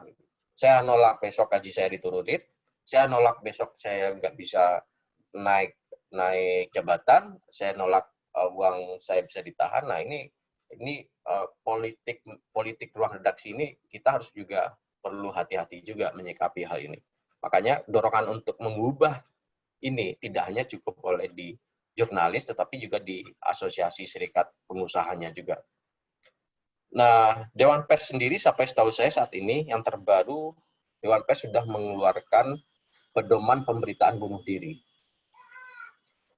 Nah, ada beberapa pedoman sebelum itu, kalau nggak salah ada juga pedoman pemberitaan terorisme. Nah, tujuannya adalah ya tadi jangan sampai kemudian berita kita soal bunuh diri itu malah men-trigger orang lain untuk bunuh diri. Misalkan menampilkan foto orang bunuh diri pakai tali tambang, itu nggak boleh.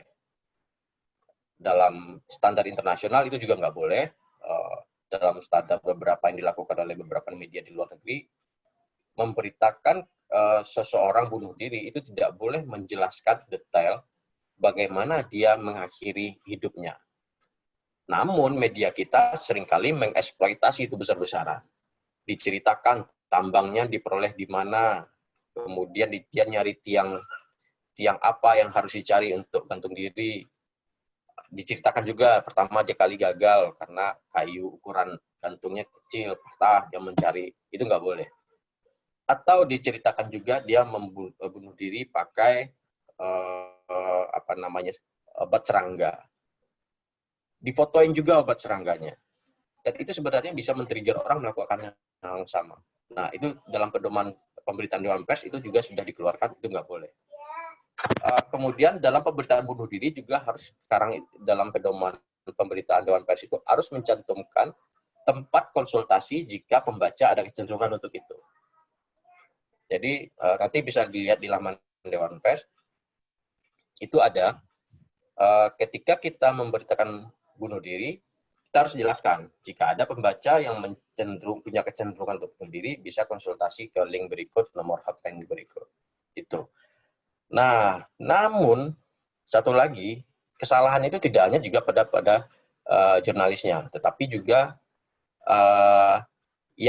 orang yang berhak menyatakan seseorang itu mati karena bunuh diri adalah polisi. Nah, polisi kerap kali menjadikan dalih bunuh diri ini supaya mereka nggak kerja. Nah, udahlah, kita bikin aja ceritanya bunuh diri. Pusing amat nyelidiki kasus ini. Nah, ini juga mesti hati-hati. Makanya pedoman pemberitaan bunuh diri tidak hanya penyebabnya cuma satu. Tidak hanya penyebabnya oleh si korban yang bunuh diri, tetapi juga disebabkan oleh polisi ataupun aparat hukum yang nggak mau kerja. Ketika sudah dinyatakan bunuh diri, kasus tutup, close, tidak ada lagi penyelidikan dan penyidikan. Makanya untuk pemberitaan bunuh diri ini diatur khusus oleh Dewan Pers. Kemudian juga begitu juga dengan pemberitaan terorisme. Nah, berita di terorisme ini juga diatur soal bagaimana media memberitakan ketika ada serangan terorisme. Mungkin teman-teman ingat Kelapa II yang diserbu oleh teroris, ada media yang live. Kemudian bom di Surabaya, ada media yang menayangkan, mohon maaf, darah dan daging manusia yang bom, itu nggak boleh. Beberapa media waktu itu disemprit oleh Dewan Pers. Dalam pedoman itu dijelaskan bagaimana ketika seorang pengebom ataupun teroris melakukan aktivitasnya, itu live pun akan diatur. Karena dengan live, teroris akan tahu siapa aja kok yang berada di luar area yang mereka tawan sekarang ini. Ada banyak di situ. Kemudian juga bagaimana teroris membuat bom. Banyak media kita memberitakan itu. Si pelaku bom bunuh diri A membeli alat kimia di toko B di jalan ini, nomor sekian. Selain itu, dia juga membeli bahan tambahan di toko ini. Dijelasin juga dengan banyak, dengan timbangan, sampai detail bagaimana dia meracik, dijelasin detail. Ada media kita yang seperti itu. Hasilnya apa? Ini akan terjadi imitasi dari orang lain untuk melakukan hal sama. Jadi, alih-alih media ingin mencerdaskan atau memberikan fakta yang membantu publik, yang terjadi sebaliknya. Media malah membantu teroris, menciptakan teroris-teroris baru. Nah, ini juga mesti diwaspadai. Dewan Pers sudah mengeluarkan juga tuh aturan pedomannya. Ada beberapa lagi, saya nggak terlalu hafal semuanya sih. Begitu, Bang. Ya, terima kasih Bung Asni. Soal kekerasan ya, mungkin juga tidak hanya karya jurnalistiknya, tapi juga beberapa pengalaman kami, misalkan wartawan kami setelah memberitakan sesuatu itu mendapatkan intimidasi dari baik dari narasumber maupun dari pihak-pihak lain yang tidak berkenan dengan karya jurnalistik gitu. Nah, pengalaman Bung Asni sendiri bagaimana tuh menyikapi hal-hal demikian, karena salah satu yang harus kita lindungi juga kan bagaimana wartawan kita atau reporter kita itu bekerja nyaman. Ya, jelas poin pertamanya itu kan tidak ada berita yang seharga nyawa. Jadi jangan korbanin nyawa kita hanya mencari sebuah berita yang menurut kita bagus, menurut orang lain belum tentu gitu kan.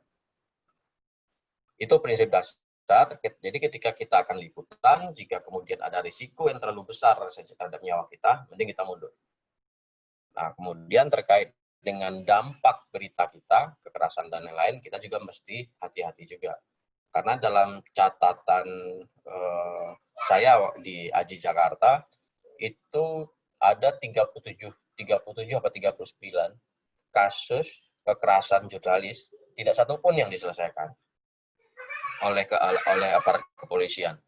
Padahal bukti-bukti semua, mungkin teman-teman bisa melihat waktu ketika aksi September 2019 lalu, ketika DPR diserang, ada wartawan yang kemudian dilarang meliput, dipiting oleh polisi, tetapi tidak diapa-apain.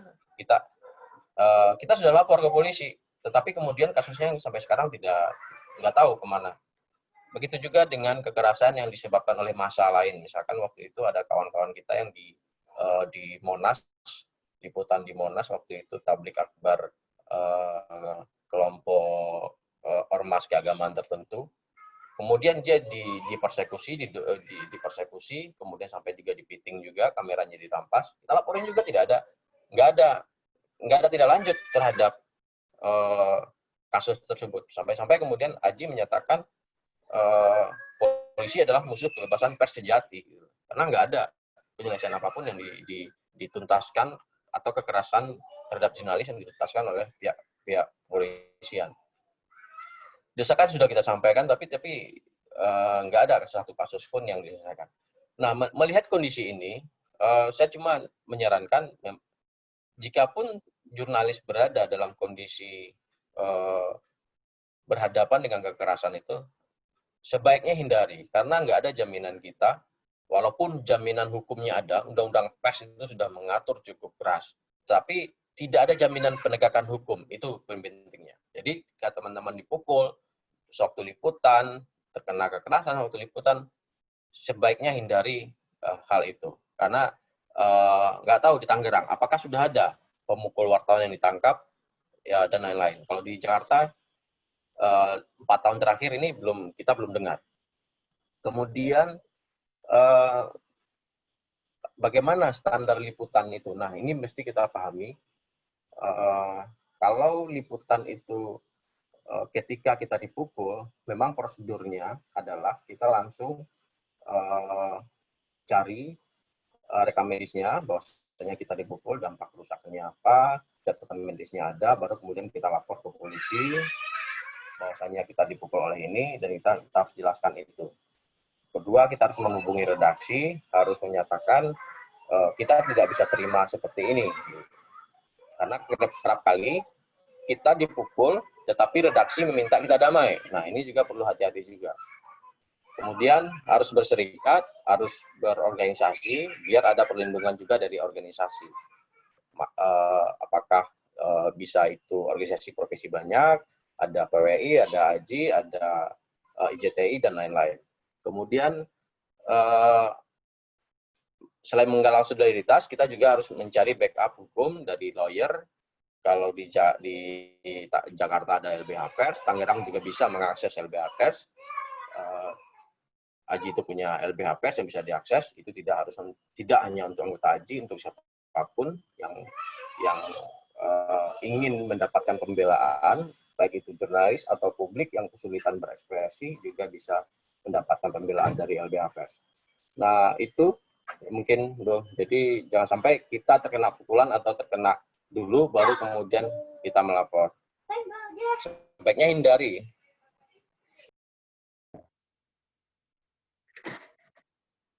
Ya, baik. Bapak dan Ibu, ada yang masih punya pertanyaan? Izin bertanya kembali, Bung Romli. Silahkan. Gini, menyambung tadi di awal, jadi ada wartawan yang memang mengeluarkan kartu LSM selain kartu pers. Nah, ketika di lapangan, katakanlah mereka atau beliau-beliau tersebut mengeluarkan 2 kartu. Yang pertama kartu pers, yang kedua kartu LSM. Nah, lebih besarnya itu mereka mengedepankan perannya sebagai LSM. Nah, sehingga ketika mewawancara, yang diwawancara itu merasa terintimidasi. Nah, dalam hal ini, apakah wartawan tersebut memang layak disebut sebagai wartawan atau memang sudah berubah fungsi menjadi seorang utusan LSM? Nah, mohon pencerahannya. Terima kasih. Ya, Bung Asnil, ini yang kasus yang banyak terjadi nih di daerah ini. Silahkan Bung Asnil jawab. Ya, kalau itu kan niatnya kan sudah ketahuan itu. Kalau ketika datang membawa 2 kartu, 1 LSM, 1 jurnalis, dari situ aja sudah kelihatan dia tidak punya niat baik, tidak jujur gitu. Dia ini sebenarnya mau liputan, advokasi warga, atau hanya mengklaim ormas tertentu, kelompok tertentu. Nah, itu sudah bisa dipastikan punya niat yang tidak baik. Dan narasumber pun berhak untuk tidak mau diwawancara, dia juga berhak. Saya menolak untuk diwawancara, saya nggak mau diwawancara. Itu berhak. Dan kemudian jika dia merasa terintimidasi, dia juga berhak melapor ke polisi. Dia merasa terintimidasi. Apapun itu, apakah dia jurnalis atau bukan, kalau perannya hanya untuk mencari duit, ya artinya intimidasi atau pemerasan, ya bisa lapor ke polisi. Tetapi memang yang dicarinya informasi, artinya kan si narasumber ini berhak tahu ini tujuannya apa, beritamu diberitakan di media apa. Narasumber berhak juga untuk mengetahui. Tapi kalau dari lihat ceritanya itu sudah jelas, nggak ada niat baiknya itu. Masa datang, oh saya LSM juga, wartawan juga, ya udahlah abaikan aja lah itu. Karena nggak jujur. Menurut saya seperti itu. Ya, Bung Tony, jawabannya udah jelas, abaikan saja. Ya, silakan teman-teman yang lain. Ya, Bung, mungkin ini mencerdaskan pembaca juga ya. Bagaimana ketika misalkan pembaca mendapatkan sebuah karya jurnalistik, membaca sebuah karya jurnalistik, kita bisa memiliki kecenderungan bahwa ini bukan karya jurnalistik profesional, misalkan framingnya udah jelas gitu kan. Nah ini yang kemudian hari ini juga banyak ditemukan oleh pembaca di media-media daring, apalagi kalau itu udah medianya media-media partisan gitu. Nah langkah cerdas sebagai seorang pembaca mendapatkan berita seperti ini menurut Bung seperti apa, Bu? Ya, pertama kita harus melihat medianya itu adalah kredibilitas medianya. Kalau media-media mainstream nasional mungkin kita sudah hafal gitu kan. Tapi bagaimana dengan media-media daerah? Apakah kita hafal semua? Enggak juga kan. Nah, misalkan bisa saja dia bikin medianya judulnya wah gitu kan. Tetapi kalau dari sudut pandang jurnalis ya, ataupun dari sudut pandang kita untuk melihat trust sebuah media itu, pertama ketika buka medianya, lihat dulu about us-nya atau tentang kami. Biasanya ada kan di situ, dijelasin. Karena media itu harus jujur, harus menyebutkan di mana kantornya, alamat emailnya apa, nomor telepon yang bisa dihubungin apa, itu dia harus jujur. About Us itu juga menampilkan siapa pimretnya, redpelnya siapa, reporternya siapa. Harus ada dalam websitenya itu atau dalam koran atau terbitannya. Itu harus ada. Jika itu nggak ada, berarti itu bukan produk jurnalistik ataupun produk yang layak kita percayai. Kedua, soal kalau dia online, dia harus mencantumkan misalkan pedoman pemberitaan media siber. Nah, kemudian juga dia terverifikasi Dewan Pers atau tidak, biasanya dicantumin juga di situ. Nah, kalau kemudian ada beberapa pemerintah daerah, jika belum terverifikasi Dewan Pers, dia tidak memprioritaskannya atau tidak kadang kerap kali mengabaikannya. Nah, ini masih debatable. Ini sama saja pembatasan akses. Ya, di satu sisi, ya, tapi dari sisi lain, Pemdanya berusaha untuk meningkatkan kapasitas dari media tersebut agar dia mau terverifikasi. Karena kalau harus dia verifikasi, wartawannya itu harus punya standar kompetensi. Misalkan Pimretnya harus kompetensinya sertifikasi utama, harus punya redaktur yang sertifikasi madya dan lain-lain. Nah, itu kemudian dilihat dari, ada lagi mungkin kita kerap kali melihat media namanya CNN Banten gitu kan. Nah, padahal kita tahu CNN itu hanya dibeli oleh Transgroup untuk CNN Indonesia, dan CNN Indonesia nggak buka cabang, CNN Banten, CNN lain-lain, ataupun CNN Tangerang, dan itu nggak ada. Artinya kita juga harus hati-hati, yang banyak pendompleng ini banyak sekali. Misalkan ada lagi bikin Kompas Harian gitu, .com, padahal sejak kapan Kompas buka link baru? Padahal Kompas sendiri sudah punya Kompas ID, kompas.com. Ada banyak duplikasi nama yang digunakan hanya untuk kepentingan yang biasa dijadikan komoditas mereka untuk menyuap atau hanya untuk memperkuat posisi dia, seolah-olah dia adalah kelompok atau orang yang punya kekuatan di wilayah atau di daerah tertentu. Media seperti ini biasanya dipelihara oleh kelompok-kelompok itu. Begitu, Bang. Ya, terima kasih.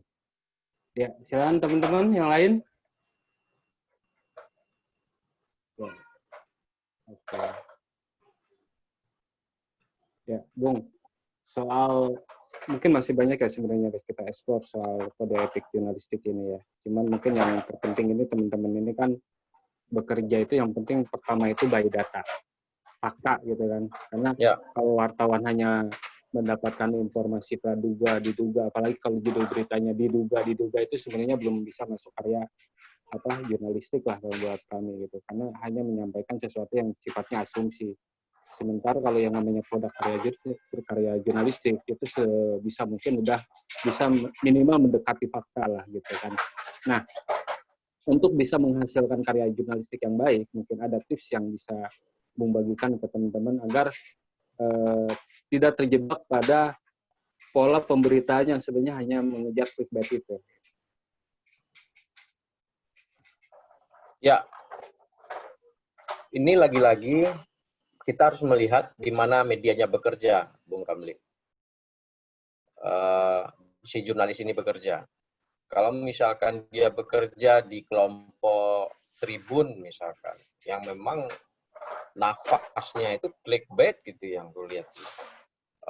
Semua wartawannya itu ditarget harus klik sekian view dan lain-lain. Ya, akan berat diterapkan untuk itu. Mereka harus menulis berita yang mendekati fakta. Karena di sisi lain dia harus bikin berita 10 gitu. 10 berita per hari, bahkan ada yang lebih gitu. Nah, ini juga harus menjadi perhatian. Kalau aku sih mandang ya kalau kondisinya kayak gitu ya udah pindah aja, keluar aja, cari media yang lain yang dianggap lebih baik secara menerapkan kode etik.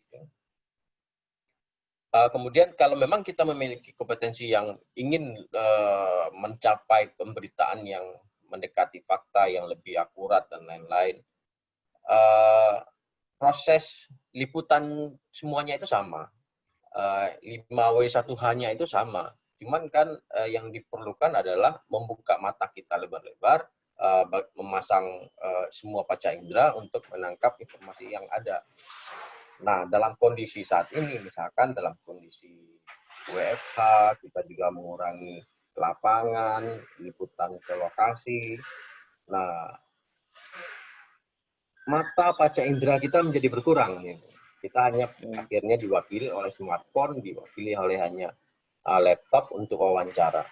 Nah, artinya kita harus memiliki terobosan-terobosan baru supaya kemudian jangan sampai kita memberitakan fakta yang ternyata tidak sesuai dengan kondisinya. Kalau pengalaman saya di media ekonomi, misalkan, karena saya media ekonomi, ketika ingin memberitakan soal data kemiskinan, misalkan jika ada yang bilang kemiskinan, saya akan lihat data. Saya akan bolak-balik data BPS, benar nggak seperti itu. Saya buka data Bappenas, data dari Menko Perekonomian, dan lain-lain. Dan itu bisa diakses di situs masing-masing lembaga tersebut. Kemudian juga terkait dengan sektor bisnis misalkan, ketika saya ingin menulis soal berapa sih produksi batubara kita, berapa sih produksi batubara ekspor kita. Ya lagi-lagi data itu bisa diakses di portal BPS, bahkan di portal BPS ini di tingkat kabupaten pun bisa ada, hampir ada datanya. Kalau kita coba rinci itu data BPS, itu kita bisa mendapatkan berapa tingkat ekonomi ada di sana, tingkat kesehatan ada di sana.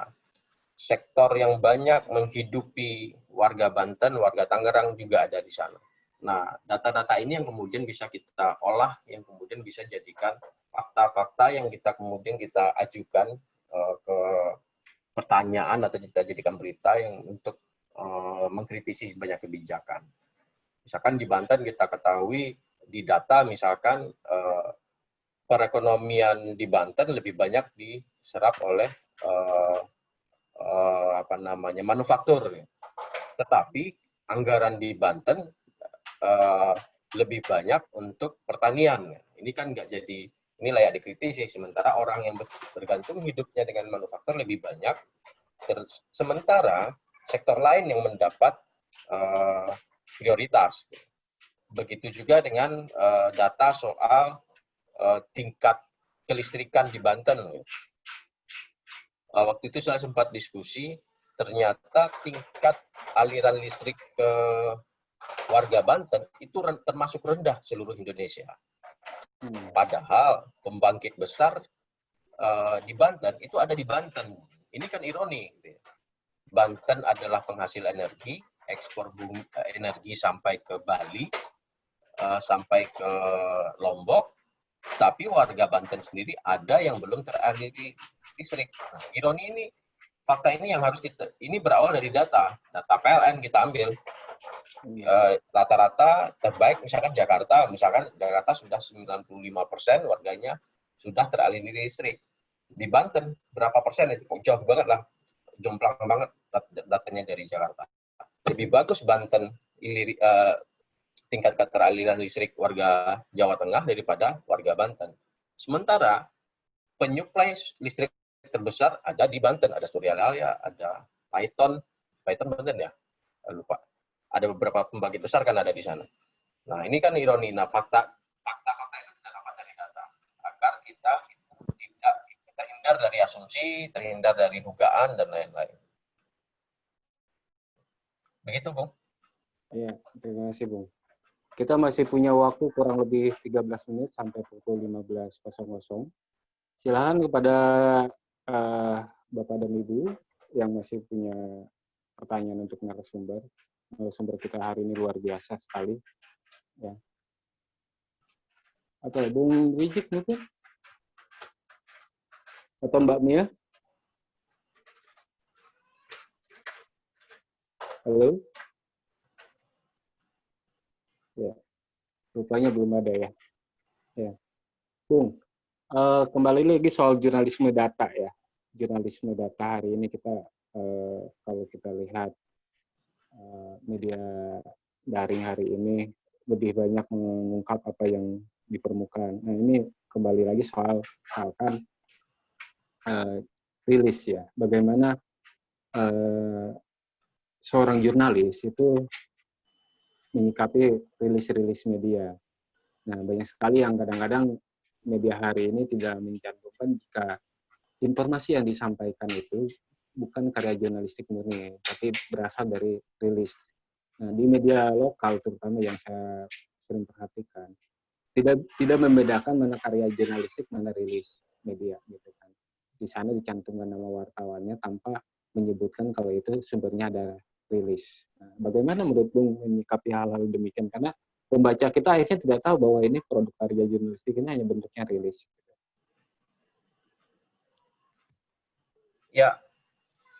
Ya kalau menurut saya sih itu melanggar kode etik karena nggak jujur kan. Iya. Informasi yang dia peroleh itu adalah rilis pers atau pernyataan sikap resmi dari lembaga atau perusahaan tertentu gitu kan. Kalau seperti itu sih harus dicantumin bahwasannya penjelasan ini diambil dari pernyataan tertulis atau siaran pers. Nah, ketika dia menyebut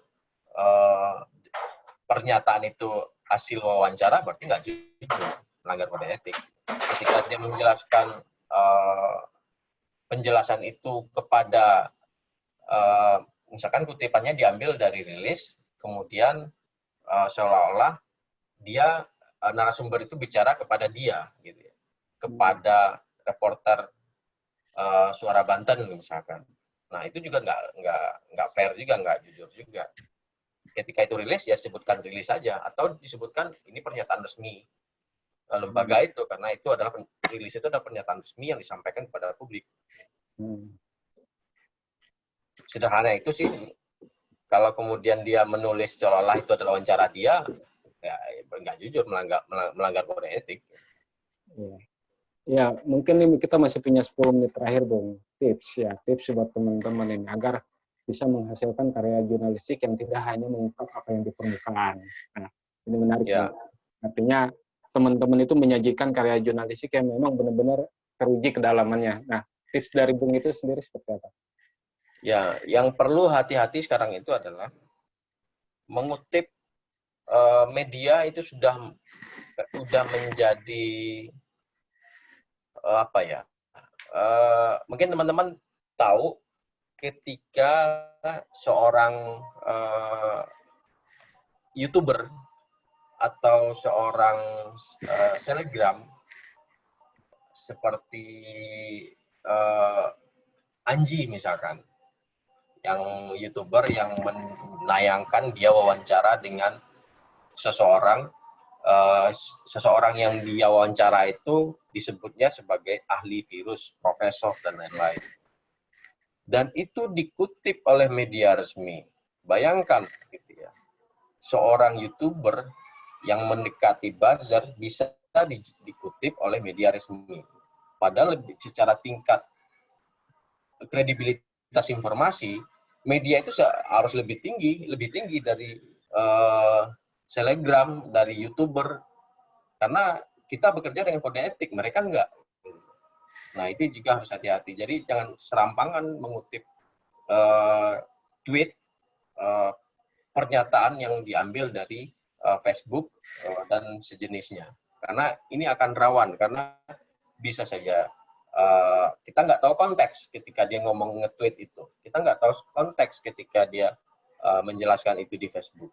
Nah, tetapi banyak jurnalis, bahkan di media besar, ngambil pernyataan itu kemudian diberitakan. Gitu. Nah, itu juga penyakit.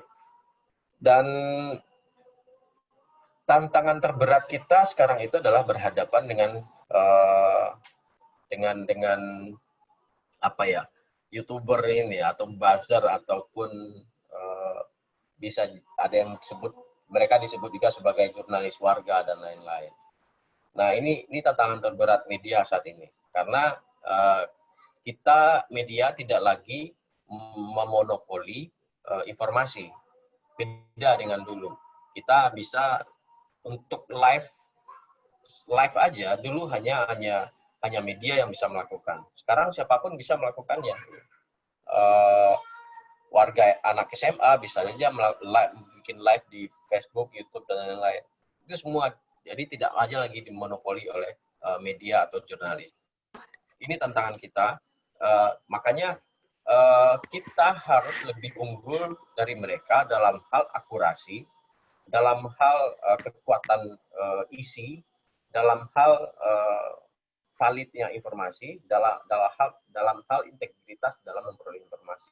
Ini harus ditekankan. Kalau enggak, kita akan kalah dengan para selebgram ataupun buzzer yang aktif di media dan media sosial dan lain-lain. Oke, Bung. Terima kasih. Sudah hampir 2 jam kita berdiskusi. Terima kasih, Bung Asnil, atas Siap, waktunya. bersama-sama. Ya, Bang Rodri.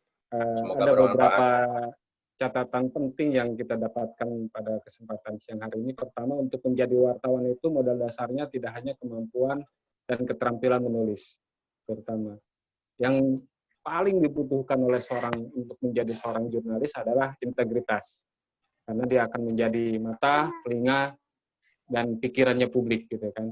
Integritas menjadi fondasi utama, karena integritaslah yang akan kemudian memandu seorang jurnalis bisa menghasilkan karya jurnalistik yang jujur, dan memang apa yang disampaikan itu semata-mata untuk kepentingan publik.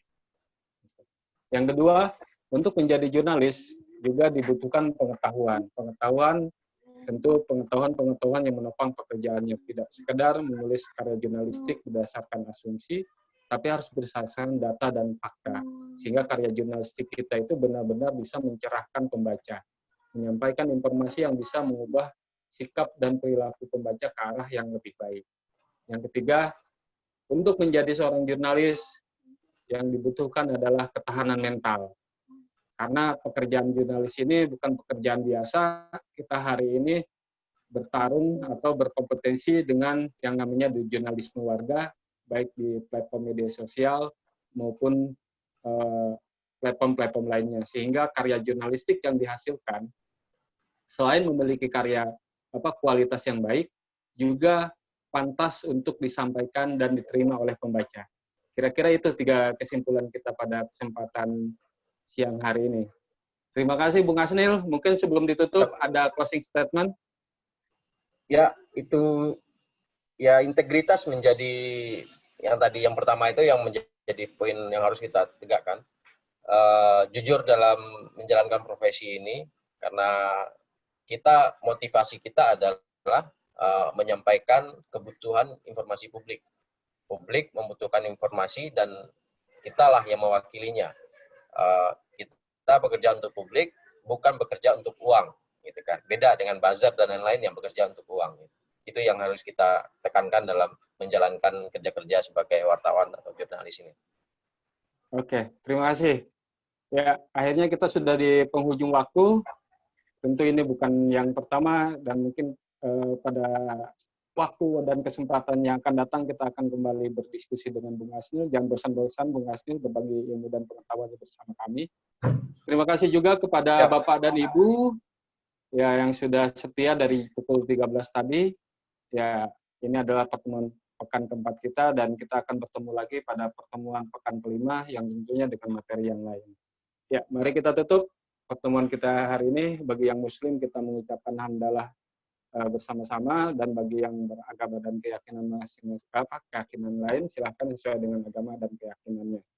Ya, kita tutup mengucapkan alhamdulillahirobbilalamin. Assalamualaikum warahmatullahi wabarakatuh. Sampai jumpa di pekan kelima program pelatihan menulis pada program Sekolah Menulis Jurnalis. Terima kasih Bung Asnil. Sampai jumpa. Sama-sama. Terima kasih kawan-kawan sekalian, Bang Romli, Mbak Pinkan. Sampai ketemu lagi. Assalamualaikum. Waalaikumsalam.